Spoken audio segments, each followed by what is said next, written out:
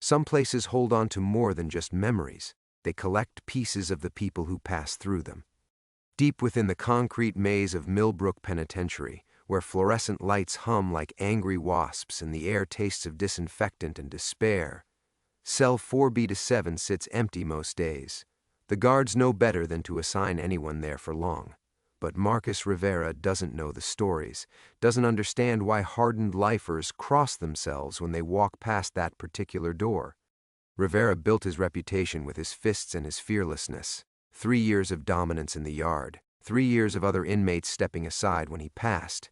He thought claiming Mike Tyson's former cell would cement his legend, prove he belonged among boxing's elite.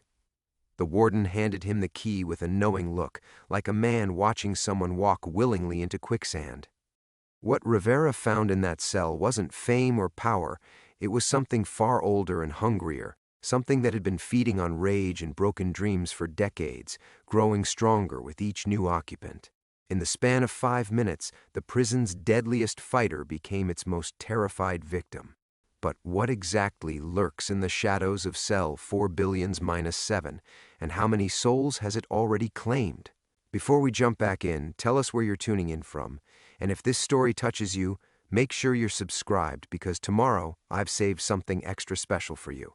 The hook. The screaming had stopped 20 minutes ago, but the silence felt worse. Warden Thomas Kellerman stood outside cell 4B-7, his master key ring heavy in his weathered hands.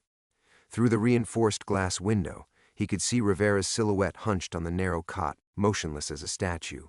The man who'd ruled D-Block with calculated violence now sat perfectly still, lips moving in whispered conversation with invisible companions. "Sir?" Officer Martinez shifted nervously beside him, young enough that his uniform still held crisp creases. "Should we—" "Not yet." Kellerman's voice carried the weight of 30 years in corrections. He'd seen inmates crack before, watched strong men crumble under the pressure of concrete walls and endless time. But this was different. Rivera's screams hadn't been those of a man losing his mind. They'd been screams of recognition, of terror at seeing something familiar. The warden's radio crackled. "Control to Kellerman. You need backup down there?" "Negative. Maintain current positions." Kellerman clipped the radio back to his belt, his eyes never leaving the cell window. Rivera's lips continued their silent dance, occasionally pausing as if listening to responses only he could hear. 3 hours earlier, Rivera had been the undisputed king of Millbrook's violent hierarchy. At 34, the former Marine moved through the prison like he owned it, shoulders squared, dark eyes scanning for threats that never materialized because nobody was stupid enough to challenge him. His cell in C Block had been a shrine to his dominance, newspaper clippings of his underground fights before his arrest, commissary items other inmates brought as tribute, and most importantly, a photo of Mike Tyson that Rivera claimed was inspiration for greatness. When Iron Mike arrived at Millbrook for his 72-hour transfer hold, some bureaucratic shuffle related to his upcoming documentary filming, the entire prison had buzzed with electricity. The legend himself, walking the same corridors they walked, breathing the same stale air. Rivera had watched from the common area as guards escorted Tyson to 4B-7, the isolation cell reserved for high-profile inmates who needed protection from both admirers and enemies.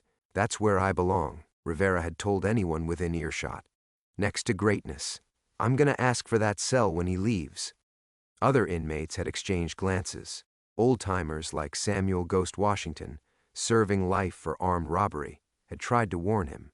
"Boy, that cell ain't right. Ask anybody been here longer than 5 years. Something wrong with that place." But Rivera dismissed their superstitions as weakness, the kind of thinking that kept men caged long after their sentences ended. He was different, stronger, destined for something bigger than rotting away in medium security. Tyson's departure had been swift and anticlimactic. A black SUV in the pre-dawn darkness, no fanfare, just another transfer in the endless shuffle of human cargo through the system. By breakfast, Rivera had cornered Warden Kellerman in the administrative hallway. "I want that cell." Rivera's request was direct, his tone respectful but unyielding. 4B-7, where Tyson stayed. Kellerman had studied him with tired eyes that had seen too many young men destroy themselves chasing ghosts. "It's isolation, Rivera. You've got a decent setup in C Block." Why throw that away? Because that's where champions sleep. I want to absorb that energy, feel what he felt in there. The request was unusual, but not unprecedented. Inmates often developed obsessions with celebrity cellmates, collecting their discarded items like religious relics. Kellerman had almost refused. Something about Rivera's intensity unsettled him, but the man had maintained exemplary behavior for 3 years. One night in isolation wasn't unreasonable. 24 hours, Kellerman had agreed. Cell inspection first, then transfer after lunch count. Rivera's smile had been triumphant, predatory. Appreciate it, Warden. Now, watching Rivera's catatonic form through the reinforced glass, Kellerman wondered if he'd just signed a death warrant. The inspection had revealed nothing unusual. Standard isolation cell, 8 by 10 feet, steel toilet and sink combo, narrow cot with thin mattress. Clean, sterile, unremarkable except for the faint smell of something old and sour that the industrial cleaners never quite eliminated. "He's been like this since the screaming stopped?" Kellerman asked Martinez. "Yes, sir. Just sitting there whispering. Sometimes he laughs, but it doesn't sound like him. Sounds..." Martinez struggled for words. "Sounds like someone else laughing through his mouth." A chill crawled up Kellerman's spine. In 3 decades of corrections work, he developed an instinct for danger that kept him alive in a world where violence lurked behind every corner. That instinct was screaming now, telling him that whatever happened to Rivera in cell 4 billions minus 7 was just the beginning. The warden pressed his face closer to the window, trying to make out Rivera's whispered words. What he heard made his blood freeze. Rivera was recounting fights, boxing matches from decades before he was born, describing punches and crowds and venues with perfect clarity.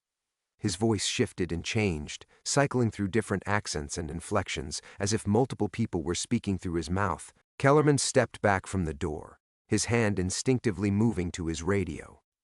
Some places, he realized, collected more than just memories. Some places collected souls.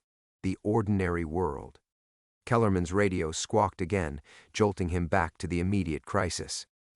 "Warden, we've got the psych eval team requesting ETA on the situation in D block." He keyed the mic with trembling fingers. "Tell Dr. Vasquez I need her down here immediately. Full psychological assessment." His voice sounded steadier than he felt. "And Martinez, call the infirmary. Have them prep a sedative just in case." The young officer nodded and stepped away to make the calls, leaving Kellerman alone with his thoughts and the unsettling view through the cell window. Rivera had gone completely still now, head tilted as if listening to something just beyond human hearing. The silence stretched until Kellerman found himself straining to hear those whispered conversations again, almost preferring the disjointed voices to this absolute quiet.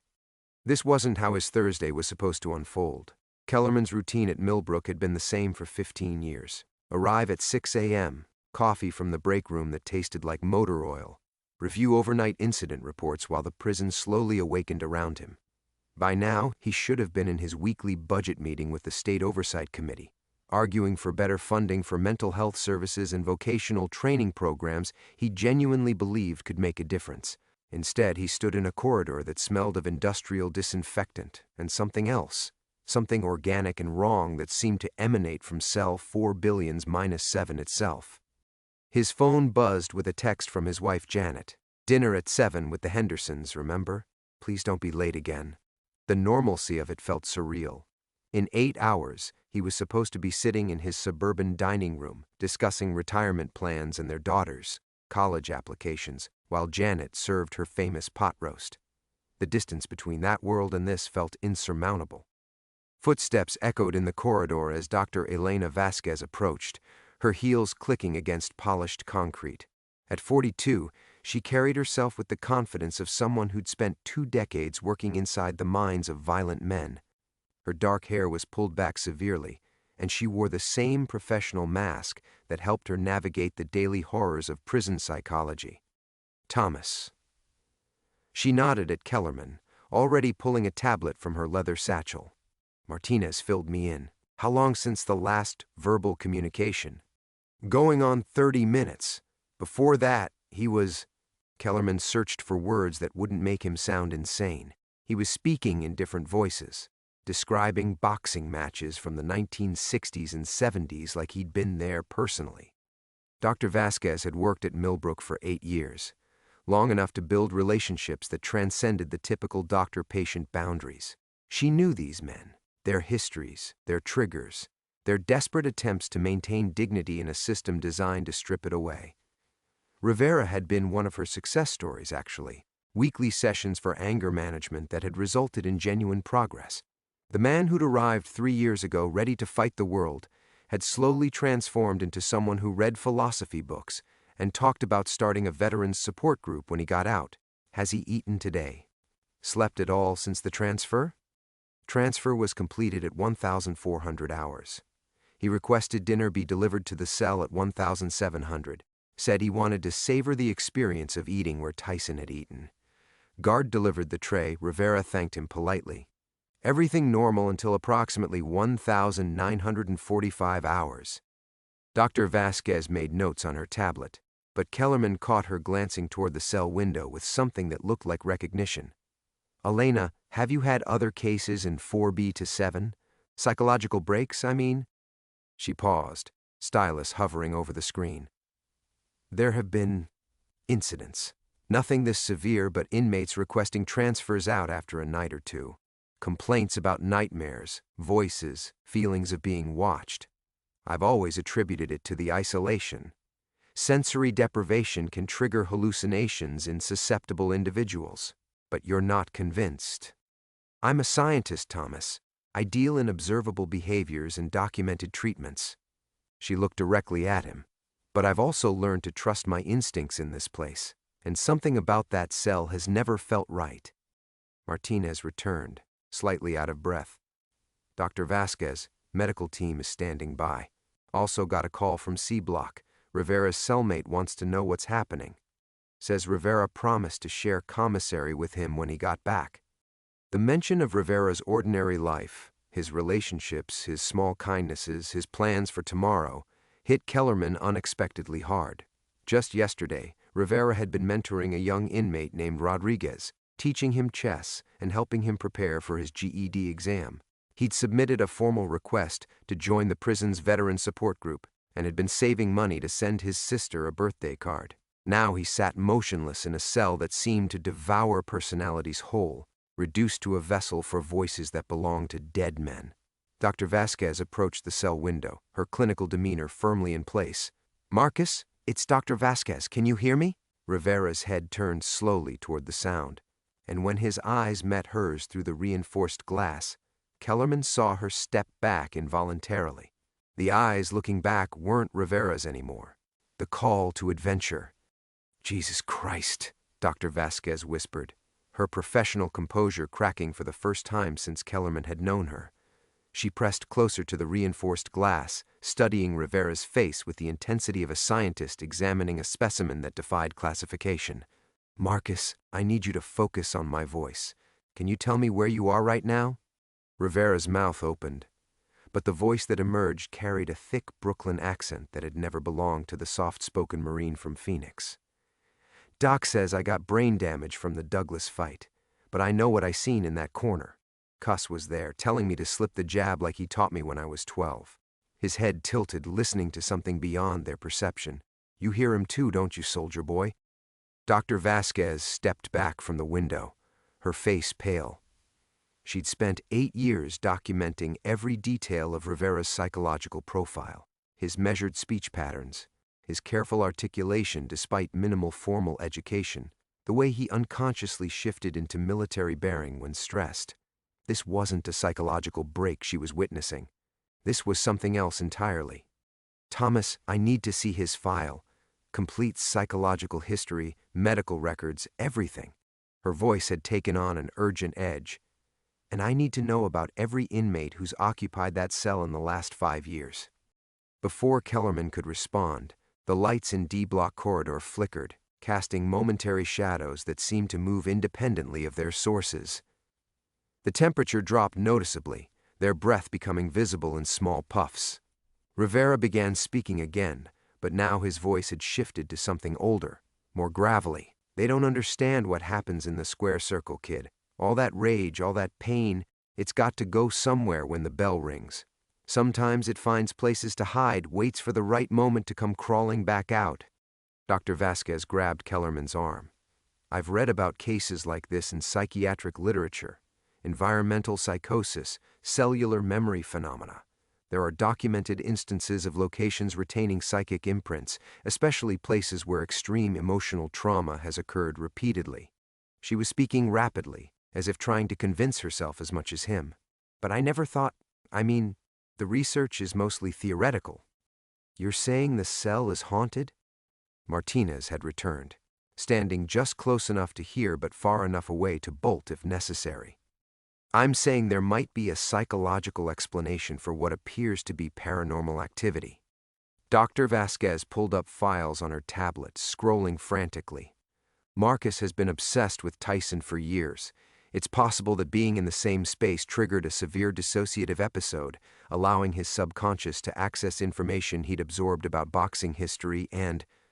Rivera's laughter cut through her explanation like a blade. It wasn't one voice laughing, but several, layering over each other in a cacophony that made all three observers take involuntary steps backward. When the laughter stopped, Rivera stood up from his cot for the first time since the screaming had ended. Dr. Lady thinks she's got it all figured out, he said, his voice cycling through different tones and accents with each word. But some things can't be explained in your books. Some places collect pieces of everyone who passes through. Pain sticks to the walls. Fear soaks into the concrete, and after enough years, he pressed his face against the window, his eyes completely black in the fluorescent lighting. After enough years, those pieces start talking to each other. Dr. Vasquez's tablet slipped from her hands, clattering to the floor. Her years of training, her carefully constructed understanding of human psychology, suddenly felt inadequate against what she was witnessing. Every rational explanation she'd been formulating crumbled as she stared into Rivera's transformed face. Kellerman's radio crackled to life. "Warden, we're getting reports of disturbances throughout the facility. Inmates in C Block are reporting nightmares, and we've had 3 separate fights break out in the last 10 minutes. Whatever's happening in D Block, it's affecting the whole population." The warden looked at Dr. Vasquez, seeing his own fear reflected in her eyes. "Elena, I need you to make a choice here. We can sedate him, transfer him to medical, try to handle this through normal protocols, or," he paused, the weight of what he was considering settling on his shoulders like a physical burden, "or we acknowledge that something is happening here that goes beyond standard psychological treatment." Rivera pressed both palms against the window, leaving handprints that seemed to steam in the cool air. "Choice time, Doc. You can run back to your safe little office and pretend this never happened. Write it off as an isolated incident. Recommend some antipsychotics and isolation therapy." His smile revealed teeth that seemed too sharp, too numerous. "Or you can help us figure out why this cell won't let go of the people it swallows." Dr. Vasquez bent to retrieve her tablet, her hands shaking as she stood. The comfortable world of clinical diagnoses and treatment protocols had just shattered around her, leaving her standing at the threshold of something that would redefine everything she thought she knew about the human mind. The choice was hers, and whatever she decided would determine not just Rivera's fate, but the fate of everyone trapped within Millbrook's walls. Dr. Vasquez stood frozen in the fluorescent-lit corridor, her tablet clutched against her chest like a shield. The weight of Rivera's challenge hung in the air between them, and she could feel both Kellerman and Martinez watching her, waiting for the decision that would define not just this moment, but everything that followed. Her mind raced through 2 decades of clinical experience, searching for familiar ground. Dissociative identity disorder, acute psychotic episodes, environmental stressors triggering latent psychological conditions. The diagnostic manual had classifications for everything she'd witnessed, or so she'd always believed. But standing here, watching Rivera's face cycle through expressions that belonged to dead men, her carefully constructed understanding of human consciousness felt as fragile as tissue paper in a hurricane. "I need time to think," she finally said, her voice barely above a whisper. Rivera's laugh was soft, almost pitying. "Time's the one thing nobody gets enough of in here, Doc. Ask any of the boys who came before me." Dr. Vasquez turned away from the cell window, unable to maintain eye contact with whatever was looking back at her through Rivera's eyes. Her heels clicked against the polished concrete as she walked toward the corridor's exit, each step feeling like retreat from a battlefield she wasn't equipped to fight on. Elena Kellerman's voice stopped her halfway to the security door. If we handle this through normal channels, sedation, transfer to psychiatric, what happens if it doesn't work? What happens if whatever's in that cell spreads to wherever we move him? The question hit her like a physical blow. She'd been so focused on preserving her worldview, on finding rational explanations for irrational phenomena, that she hadn't considered the larger implications. If Rivera's condition was somehow connected to cell 4B-7, moving him might not solve the problem. It might amplify it. She thought of her other patients, men she'd worked with for years to build fragile stability in their shattered lives. Samuel Washington, who'd finally started talking about his childhood trauma after 3 years of silence. Rodriguez, the young inmate Rivera had been mentoring, who'd been making genuine progress toward his GED. If whatever was happening to Rivera spread through the prison population. "My daughter starts medical school next fall," she said suddenly, the words emerging without conscious thought. "Johns Hopkins. She wants to specialize in neurology, help people with traumatic brain injuries." Dr. Vasquez pressed her back against the concrete wall, drawing strength from its solid reality. "I've spent her entire life telling her that medicine is about evidence, observation, rational analysis, that everything in the human body, including the mind, can be understood and treated if we just apply enough scientific rigor." Martinez shifted uncomfortably. "Doc, I don't see what—" "If I accept what's happening here," she continued, cutting him off, "if I acknowledge that something exists beyond our current understanding of psychology, then I have to question everything I've built my career on. Every diagnosis I've made, every treatment I've recommended, every patient I've claimed to help." Her voice grew stronger, more certain. "And if I'm wrong about this, if there's a rational explanation I'm missing, then I could be condemning Rivera to improper treatment that might destroy whatever's left of his mind." Rivera had returned to his cot, but his whispered conversations continued, a constant murmur of voices that seemed to emanate from the cell walls themselves. Dr. Vasquez found herself straining to hear individual words, trying to identify patterns that might support a conventional diagnosis.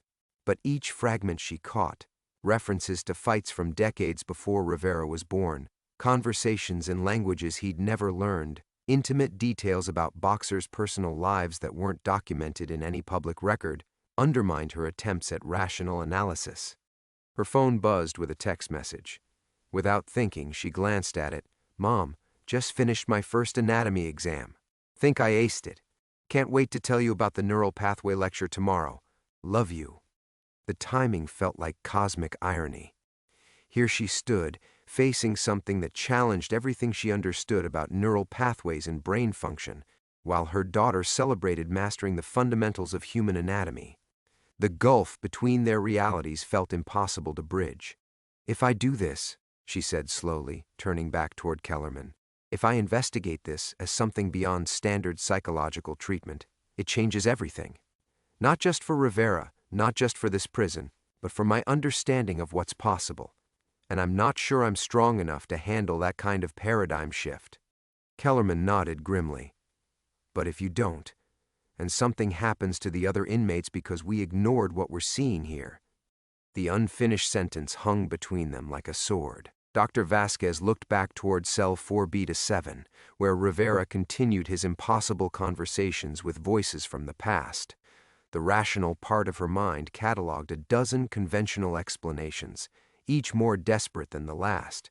But a deeper part, the instinctual awareness that had kept her safe through years of working with dangerous men, whispered that some thresholds, once crossed, could never be uncrossed. She was standing at one of those thresholds now, and whatever choice she made would define not just Rivera's fate, but her own. Dr. Vasquez stared at the threshold of cell 4 billions-7, her reflection wavering in the reinforced glass like a ghost caught between two worlds.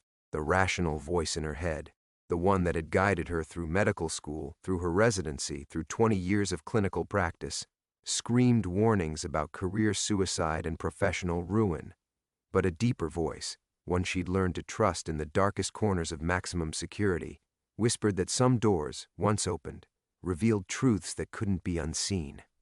"I'll need complete access to the cell's history," she said, her words cutting through the corridor's oppressive silence. "Not just incident reports, everything. Maintenance logs, temperature readings, any unusual occurrences reported by guards or cleaning staff." She turned to face Kellerman, and he saw something fundamental shift in her posture. The careful professional distance she'd maintained was crumbling, replaced by the fierce determination of someone who'd decided to follow evidence wherever it led. "And I want to interview every inmate who's ever occupied that cell, starting with the most recent." Kellerman felt a chill that had nothing to do with the corridor's suddenly frigid air. "Elena, some of those inmates, they're not available for interviews anymore." "What do you mean?" 3 suicides in the last 18 months, 2 transfers to psychiatric facilities after complete mental breakdowns, 1 death from what the coroner called massive cardiac arrest, though the inmate was 26 years old with no history of heart problems. Kellerman's voice dropped to barely above a whisper. The heart attack victim was found in his new cell 3 days after being moved out of 4B to 7. He'd carved the words, "They won't stop talking," into his arm with a plastic spoon. Dr. Vasquez closed her eyes, feeling the last of her rational resistance collapse like a dam giving way to flood waters. In accepting this investigation, she was abandoning everything she'd been taught about the boundaries between science and superstition, between treatable mental illness and phenomena that existed beyond medical understanding. Her career, her reputation, her carefully constructed identity as a rational healer of broken minds, all of it would be sacrificed on the altar of pursuing an impossible truth. But Rivera's face appeared in her mind, not as it looked now with those alien expressions and borrowed voices, but as she'd known him during their sessions. The gentle man who'd wept when describing his sister's struggle with addiction. The veteran who'd carried guilt for surviving battles that claimed his squad mates. The human being who'd fought so hard to rebuild himself after violence had torn his life apart. She owed him more than conventional treatment. She owed him the courage to follow the evidence, no matter how terrifying the destination. "I want a cot moved into the observation room," she said, her voice gaining strength with each word. "I'm staying here tonight. If Rivera's experiencing some kind of psychological episode triggered by environmental factors, I need to observe the full cycle of symptoms." Martinez shifted nervously. "Doc, regulations don't allow—" "Fuck the regulations," Dr. Vasquez snapped, surprising herself with the vehemence of her response. "A man's mind is disintegrating in front of us, and we're worried about paperwork?" She pulled her phone from her pocket and powered it down, sliding it into her bag. "I'm cutting all outside contact until we understand what we're dealing with. If this spreads to other inmates because I was too cowardly to investigate properly, their blood will be on my hands." Through the cell window, Rivera had begun pacing, his movements jerky and unnatural. With each step, his posture shifted. Now the predatory prowl of a caged fighter, now the shuffling gait of an old man, now the measured stride of someone much taller than Rivera's compact frame. Dr. Vasquez watched, transfixed, as decades of borrowed muscle memory played out in sequence. "There's no going back from this," Kellerman warned. "Once you file your report, once you document what we're seeing here, it becomes part of the official record. Your career, your reputation, were built on the assumption that I understood how the human mind works," she finished. "But if I'm wrong about something this fundamental, if consciousness can somehow imprint itself on physical locations, then everything I think I know is suspect anyway." She approached the cell window again, and Rivera's pacing stopped. When he looked at her this time, she didn't flinch from whatever intelligence burned behind his borrowed eyes. "I'm going to help you," she said to Rivera, her words carrying the weight of an oath. "All of you." Rivera's smile was sad and grateful and terrible. "Welcome to the deep end, Doc. Hope you can swim." Dr. Vasquez felt the old world, the safe world of textbooks and treatment protocols, recede behind her like a shore disappearing in fog. Ahead lay uncharted waters where the rules of psychology might not apply, where the boundary between sanity and madness blurred beyond recognition. She had crossed the threshold. There would be no turning back. Dr. Vasquez spent the next hour poring over cell 4 billions minus 7's history, each document adding another layer to a pattern that defied explanation. The maintenance logs revealed temperature fluctuations that HVAC couldn't account for, electrical anomalies that had mystified technicians for years, and a disturbing number of work orders for unexplained damage to the cell's interior walls. Guard reports described inmates talking to themselves at all hours, but the conversations were always one-sided, responses to voices that only the occupants could hear. "Dr. Vasquez?" A tentative voice interrupted her research. She looked up to find a young correctional officer standing in the observation room doorway, his face pale with anxiety. "I'm Officer Chen. I worked nights when some of the previous inmates were in that cell. Warden Kellerman said you might want to talk to me." She gestured to a folding chair that had been brought in with her makeshift sleeping arrangements. "Tell me what you observed." Chen glanced nervously toward cell 4B-7, where Rivera sat motionless on his cot, lips moving in silent conversation. It always started the same way. First night, they'd seem normal, maybe a little restless, but nothing unusual. Second night, they'd begin muttering under their breath. By the third night, he shuddered. By the third night, they were having full conversations with people who weren't there. And the weird thing was, they knew details about this place from before they arrived. Stories about inmates who died years ago, fights that happened in the yard decades back, things they couldn't possibly know. What kind of details? Dr. Vasquez leaned forward, her clinical training warring with growing unease. "Tommy Martinez, not our Martinez, but an inmate from the 80s. He killed himself in the showers after spending 2 weeks in 4B-7. The guy who was in there last year, Jackson, he described Tommy's suicide note word for word. Problem was, that note was sealed in administrative files. Jackson had no access to it, no way of knowing what it said." Chen's voice dropped, but he recited it like he'd written it himself. Dr. Vasquez made notes, trying to maintain scientific objectivity while her worldview continued to crumble. "Did you ever try to interact with the inmates during these episodes? Ask them direct questions about what they were experiencing?" "Once." Chen's Adam's apple bobbed as he swallowed hard. "Guy named Williams about 8 months ago. He was talking to someone he called Crusher, describing some fight from the 70s. I looked it up later. There really was a boxer nicknamed Crusher who trained at a gym in Newark, died of an overdose in 1974. Williams grew up in California, never been to New Jersey." He paused, gathering courage. "When I asked Williams who he was talking to, he turned and looked at me with these dead eyes and said, 'Crusher wants to know why you don't visit your father anymore.'" The words hit Dr. Vasquez like a physical blow. "What?" "My dad's been in a nursing home for 3 years. Alzheimer's. I hadn't seen him in 2 months because I couldn't handle watching him fade away." Chen's hands trembled as he continued. "There was no way Williams could have known that. But when he said it, it was in my father's voice, the voice from before the disease took his words away." Dr. Vasquez set down her pen, no longer pretending to maintain clinical detachment. The implications were staggering. If the cell somehow retained not just memories, but active consciousness from its former occupants, if those fragments of personality could access information beyond their original experiences. A soft knock interrupted her spiraling thoughts. Father Miguel Santana, the prison chaplain, peered around the doorframe. His weathered face bore the calm authority of someone who'd ministered to violent men for decades, but his eyes held a wariness that spoke of recent revelations. "Doctor, I apologize for the intrusion. Warden Kellerman suggested we should speak." The priest entered slowly, his presence bringing an unexpected sense of stability to the chaotic atmosphere. "I've been conducting last rites and counseling sessions in this facility for 15 years. In my experience, there are energies that conventional medicine struggles to address." Dr. Vasquez bristled instinctively. "Father, I appreciate your perspective, but I'm looking for scientific explanations, not religious ones." Father Santana's smile was gentle but knowing. "Science and faith aren't always opposing forces, Doctor. Sometimes they're different languages describing the same truth." He approached the cell window, making the sign of the cross as Rivera's whispered conversations grew more agitated.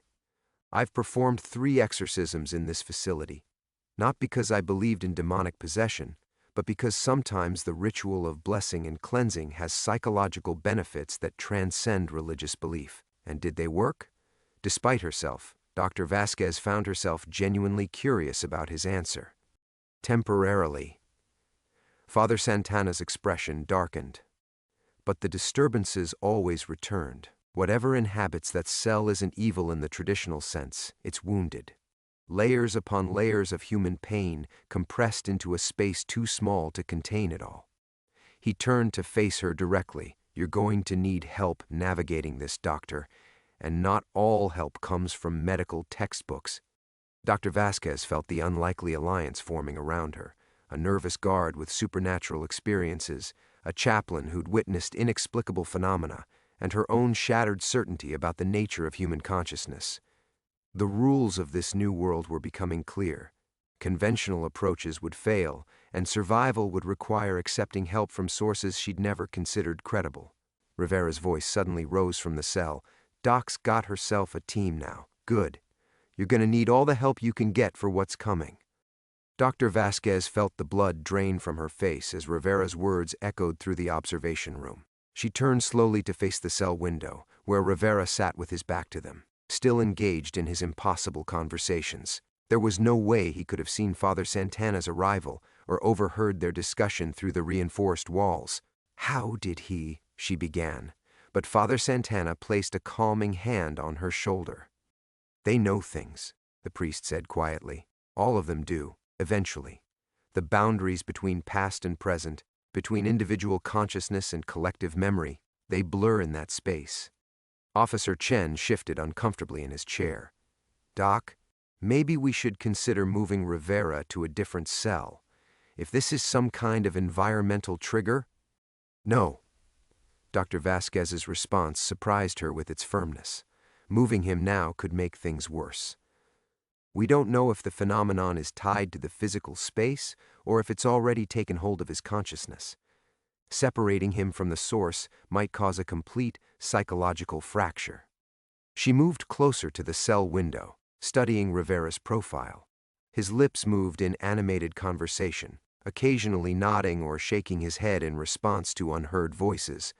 But now she noticed something else, his hands.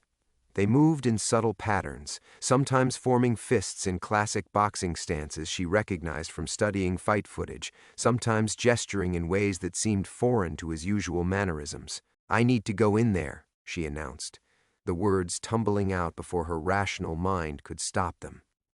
Absolutely not. Warden Kellerman's voice cut through the room like a blade. She turned to find him standing in the doorway, his face flushed with alarm. Elena, you're talking about entering the cell of a maximum security inmate who's experiencing a severe psychological episode. It's completely against protocol. Protocol isn't helping him, she shot back, feeling the weight of her decision settling around her like armor. Every minute we stand out here debating procedure, Rivera slips further away from himself. If there's any chance of bringing him back, I need to understand what he's experiencing firsthand. Father Santana stepped forward. I'll go with her. As chaplain, I have authorization for private counseling sessions, even in isolation cells. Miguel, you can't be serious. John, I've been in that cell before, during the other incidents. The priest's voice carried decades of authority. Whatever's happening to Rivera, it responds to direct human contact, not medical intervention from a distance, not observation through windows, actual presence. Dr. Vasquez felt her heart racing as the reality of what she was proposing sank in. Everything in her training screamed warnings about personal safety, professional boundaries, proper therapeutic distance. But Rivera's earlier words echoed in her mind. You're going to need all the help you can get for what's coming. What was coming? And why did she sense that their window of opportunity was rapidly closing? If I do this, she said, addressing Kellerman directly, I need your word that you won't interfere unless there's immediate physical danger. No guards rushing in because they hear raised voices or unusual sounds. Rivera trusts me. That relationship might be the only anchor keeping him connected to reality. Kellerman's jaw worked silently for several seconds. She could see him weighing her request against years of security protocols, administrative liability, and genuine concern for her safety. Finally, he nodded grimly. 30 minutes maximum. Officer Martinez will monitor from the corridor, and at first sign of violence, we're pulling you out. Dr. Vasquez turned back toward the cell, where Rivera had gone silent. He sat perfectly still on his cot, hands folded in his lap, but she could feel the intensity of his attention like heat radiating through the reinforced glass.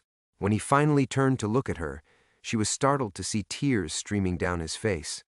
"He's scared," Rivera said in a voice that wasn't quite his own, younger, more vulnerable. "Marcus is scared, and he can't find his way back to himself. All these voices, all these memories that aren't his, they're drowning him." The words hit Dr. Vasquez like a physical blow. In that moment, she understood that Rivera wasn't just experiencing some kind of psychotic break. He was still in there, somewhere beneath the layers of borrowed consciousness, fighting to surface but losing ground with each passing hour. "I'm coming in, Marcus," she called through the intercom. "You don't have to face this alone." Father Santana moved to stand beside her, and she drew unexpected comfort from his presence. The unlikely partnership felt right somehow, as if the crisis demanded resources beyond any single discipline's scope. As they prepared to cross the threshold into cell 4B-7, Dr. Vasquez caught her reflection one final time in the window's surface. The woman staring back looked older, more careworn, but also more determined than she'd ever seen herself. Whatever awaited them in that cramped space would either destroy her understanding of human consciousness or expand it beyond recognition. Either way, there was no turning back now. The key turned in the lock with a sound like breaking bones. Dr. Vasquez felt her hands shake as Officer Martinez stepped back, his face grim with the weight of what they were attempting. The heavy steel door swung open with a groan that seemed to echo from some deeper place than the hinges themselves. The air that rushed out of cell 4B-7 hit her like a physical presence, thick, oppressive, carrying the metallic tang of old violence and something else she couldn't name. Sweat that had dried decades ago, blood that had long since been scrubbed from the walls. The accumulated weight of human suffering compressed into 8 feet by 10 feet of concrete and steel. Rivera didn't look up as they entered. He remained seated on his cot, but his entire body trembled with barely contained energy, muscles coiled as if preparing for a fight that existed only in borrowed memory. His lips moved in rapid, silent conversation, occasionally punctuated by soft grunts of pain or sharp intakes of breath, as though he were absorbing invisible blows. "Marcus?" Dr. Vasquez kept her voice gentle, professional, even as every instinct screamed at her to retreat. The cell door remained open behind them, her lifeline to the rational world she was abandoning with each step forward.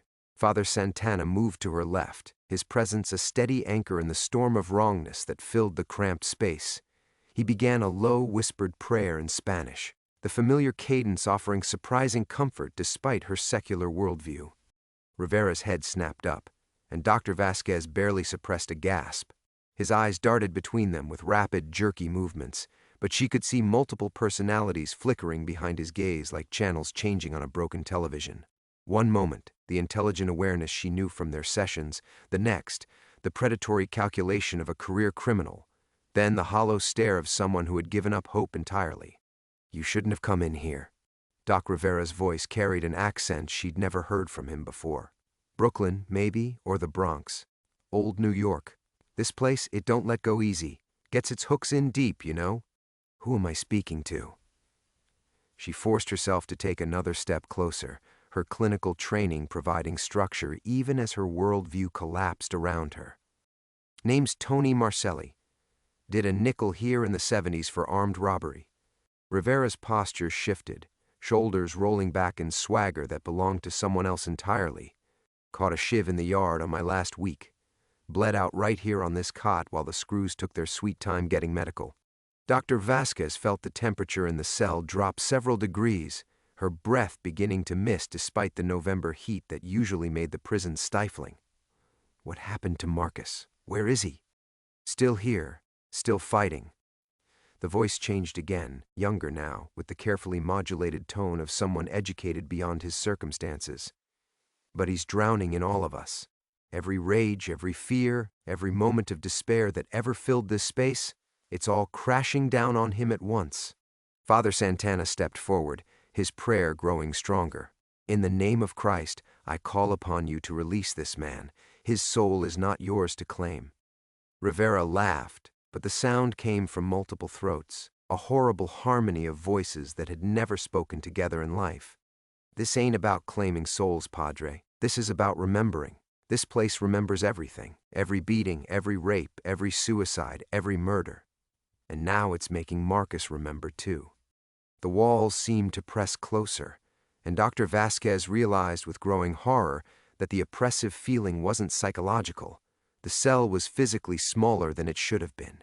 The corners had darkened beyond what the overhead lighting could account for, as if shadow itself had gained substance and weight. Marcus, if you can hear me, I need you to focus on my voice. She knelt beside the cot, bringing herself to Rivera's eye level despite every survival instinct screaming against the proximity. Remember our sessions? Remember talking about your sister Maria, about your time in Afghanistan, about wanting to change your life? Those memories are yours. Hold on to them. Rivera's body convulsed, his face cycling through expressions of agony as competing consciousness fought for control. When he spoke again, it was in his own voice, strained and desperate. Elena, help me. They won't stop showing me things. Murders I didn't commit, fights I never fought, deaths I never died. I can feel myself disappearing. You're not disappearing. You're still you. She reached out instinctively to touch his hand, and the moment their skin made contact, the world exploded. Suddenly, she was inside the memories, experiencing decades of violence and despair from the perspective of every man who had ever occupied this cell. She felt the impact of fists against faces, the cold bite of improvised weapons, the crushing weight of hopelessness that drove men to take their own lives rather than endure another day. But underneath it all, she felt Marcus Rivera, clinging to fragments of his own identity like a drowning man grasping debris in a hurricane. The ordeal had truly begun. The cascade of borrowed memories hit Dr. Vasquez like a freight train made of human suffering. Through Rivera's eyes, she experienced the final moments of Tommy Martinez as he fashioned a noose from bedsheets, his despair so complete it felt like drowning in black tar. She felt the rage of Crusher Williams as he pummeled a rival boxer in 1973, knuckles splitting against bone and cartilage, the needle sliding into Tony Marcelli's neck in the prison yard, steel parting flesh with surgical precision while guards looked the other way. Each death, each moment of violence, each fragment of shattered humanity crashed through her consciousness in rapid succession. But worse than the individual tragedies was the collective weight. Decades of accumulated anguish compressed into a psychic maelstrom that threatened to tear her apart from the inside. She tried to pull her hand away from Rivera's, to break the connection that was flooding her mind with experiences no single person was meant to endure, but her fingers wouldn't respond. The cell itself seemed to be holding them together, forcing her to witness every atrocity it had absorbed. Elena! Father Santana's voice cut through the chaos, but it sounded distant, echoing from the far end of a tunnel. Fight it! Those memories aren't yours. She could see the priest through a haze of overlapping visions, his mouth moving in urgent prayer, but the words were being swallowed by the roar of accumulated rage that filled the space between them. The shadows in the corners had spread across the walls now, reaching toward them with tendrils that felt sickeningly alive. Deep within the storm of borrowed consciousness, she felt Rivera's presence growing fainter. He was losing the battle, his own memories being systematically overwritten by the experiences of the dead. She watched helplessly as his recollections of Afghanistan were replaced by a Korean War veteran's nightmares from the 50s. His sister Maria's face morphed into the features of strangers, mothers and wives and daughters mourned by men who had died in this cell across 5 decades. No, the thought formed with desperate clarity. This is not how it ends. Drawing on reserves of strength she didn't know she possessed, Dr. Vasquez pushed back against the torrent of alien memories. She focused on Rivera's voice during their first session, the careful way he'd spoken about wanting to change, the genuine regret in his eyes when he'd mentioned the people he'd hurt. Those moments belonged to him alone. They were real, authentic, untainted by the psychological residue that poisoned this space. Marcus, remember the Marines, she called out, her voice somehow cutting through the psychic interference. Remember taking the oath. Remember serving your country. For a moment, the cascade of borrowed memories faltered. She felt Rivera's consciousness surge toward her words like a drowning man reaching for a lifeline. But then the cell's accumulated malevolence pushed back harder, flooding both their minds with images of military violence so brutal and immediate that she tasted blood that wasn't her own. The plan was falling apart. Everything she'd believed about human psychology, about the boundaries between individual consciousness and environment, about the fundamental nature of memory itself, all of it crumbling like sand in her mental fingers. She wasn't saving Rivera, she was being pulled down with him into an abyss of collective suffering that would consume them both. Through her fragmenting awareness, she heard commotion in the corridor outside, voices shouting orders, boots running on concrete, the static crackle of radio communications. But the sounds seemed to come from another world entirely, separated from the hell she now inhabited by walls thicker than mere steel and concrete. "I'm losing him," she gasped, the words torn from her throat by forces beyond her control. "I'm losing myself." Rivera's body convulsed beside her, his face cycling through expressions that belonged to dead men. When he spoke, his voice carried the flat accent of a Depression-era gangster. "Too late for both of you now, lady. This place don't give up its ghosts easy." The shadows reached the ceiling now, converging overhead like fingers closing around them. Dr. Vasquez felt her professional objectivity, her scientific training, her very sense of self beginning to dissolve in the face of phenomena that rendered her expertise meaningless. She was just another consciousness to be absorbed, another voice to join the choir of the damned. In that moment of ultimate despair, she understood the true horror of cell 4 billions minus 7. It wasn't simply that the space retained memories, it was that those memories were hungry. They fed on new consciousness, growing stronger with each fresh mind they consumed. Rivera hadn't been experiencing the past, he'd been recruited into it, and now she was following him down into the same psychic quicksand.